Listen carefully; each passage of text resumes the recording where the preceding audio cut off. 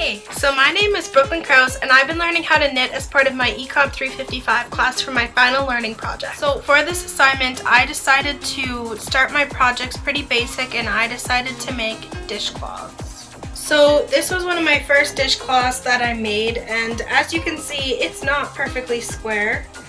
And you know, when I look at it, I see little imperfections, and maybe I shouldn't even point them out to you, but if you look right here, you see, I messed up there, and you know, there's other ones otherwhere, but I don't really want to show you all of them. So this is the third dishcloth that I made, and it again is following the garter stitch, pretty simple, and so is this one as well, following that.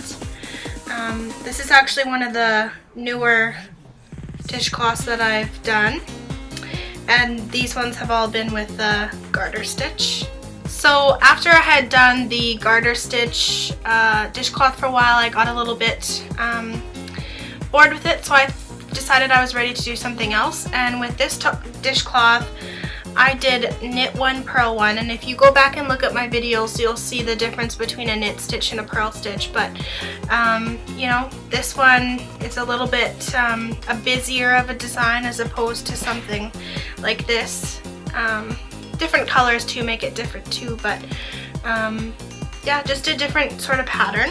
So this is a knit one, purl one. Okay, and then on another dishcloth that I did, instead of knitting one, purling one, and alternating every single stitch, I decided to knit a row and then purl a row.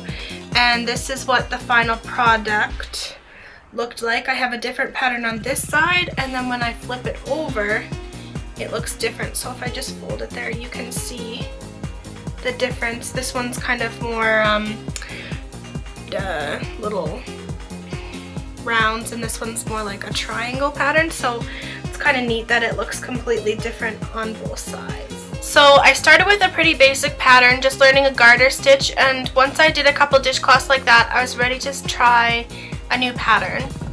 And basically from this experience, I've learned that once you know how to do different stitches, you can pretty much make any design or any pattern that you really want to. And you know, I'm excited to keep trying more. Now, with that being said, don't think that knitting doesn't have its challenges, and for those of the other students that are doing knitting as well, I think they can agree. It's quite frustrating when a stitch falls off the needle, or you have a hole where there's not supposed to be, and it can be really frustrating, and you start over again, and then you make another mistake and you start over. But you know, by the end, practice really does make improvement. Really, it's all part of the learning experience, and even though sometimes I wanted to give up and put the needle sticks in my eyes, it's been really fun in the long run. So if any of you have been thinking about trying to learn how to knit, all you need to do is go and grab some needles and some yarn and get online and start looking for people to connect with, whether it's a blog or a YouTube video. You know, it's amazing what you can do with technology.